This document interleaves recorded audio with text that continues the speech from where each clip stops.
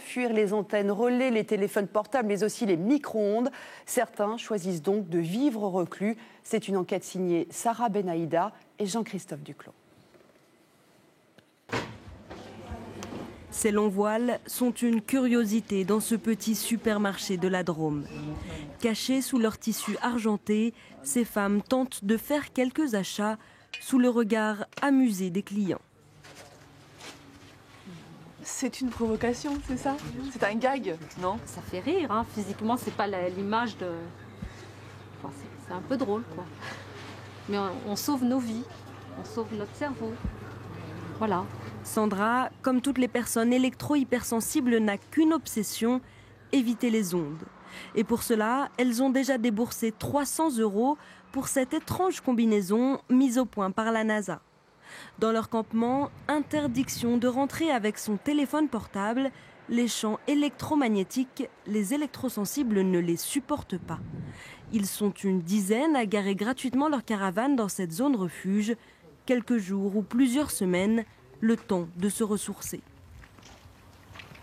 Ma vie à la maison, c'est une torture. Je ne peux plus supporter ma chambre qui est exposée aux antennes.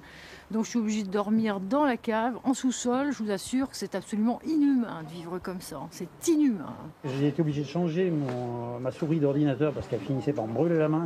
Brûlures, migraines, palpitations, tous évoquent les mêmes symptômes. Bon, moi je vais m'éloigner parce que je ne suis pas bien là. C'est d'ailleurs notre caméra qui va réveiller leur malaise. Tu sens rien? Non, je ne sens rien. Bon, ben là c'est bon, je commence à avoir du mal à parler aussi. Donc j'ai l'élocution qui devient de plus en plus difficile à cause des appareils. Quand on dit je brûle, je cuis, c'est qu'effectivement on brûle et on cuit.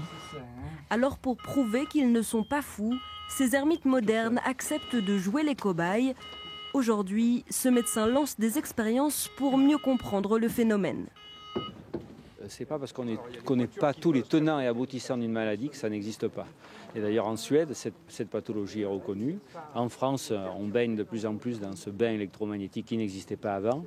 Et ça provoque chez certaines personnes les symptômes qui sont décrits, essentiellement maux de tête, parfois allergies, etc., qui sont décrits dans l'hypersensibilité électrique. Cet avis est très minoritaire. Pour l'Académie de médecine, cette souffrance serait avant tout psychosomatique. Pour Bernard, en tout cas, les symptômes sont bien réels. Il a dû quitter son travail dans l'informatique à cause de douleurs devenues insupportables. Il y avait deux hypothèses, hypersensibilité au champ électromagnétique, il utilisait le terme, ou purement psychiatrique. Et comme le premier, il n'y a pas de traitement, on propose des traitements à visée psychiatrique. Dans ce campement, Bernard n'est pas le seul à avoir perdu son emploi.